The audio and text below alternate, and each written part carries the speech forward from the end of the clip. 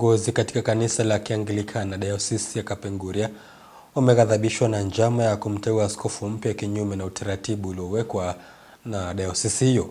Waumini hao wameelezea kutoridhishwa kwao na uongozi wa sasa hivi.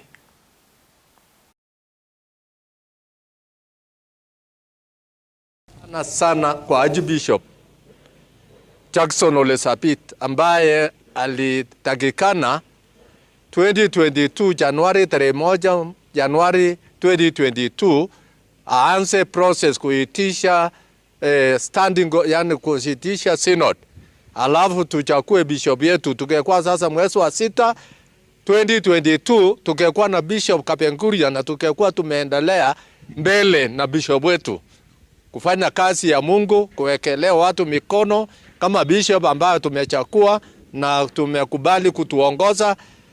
Lakini sasa kutangu wakati huo mpaka wakati huu ni miaka 5. Hapo awali tulikuwa tumejulisha ya kuwa Onyango alikuja kaunda sinodi kwa njia ya siri na ubaguzi. Tulipoona hayo yameendelea kukithiri katika kanisa letu, hatukuwa na chaguo. Tukaamua kama kanisa tukaenda kotini.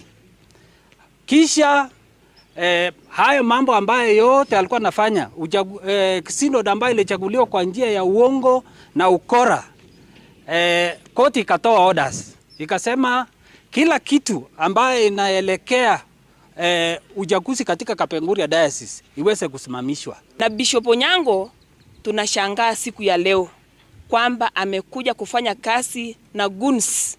Tunasikianga wanasiasa wanakomboanga maguns. Si majabu leo mtu ya Mungu Bishop Onyango ametafuta guns na amefanya kazi nao. Ni mashangao kubwa.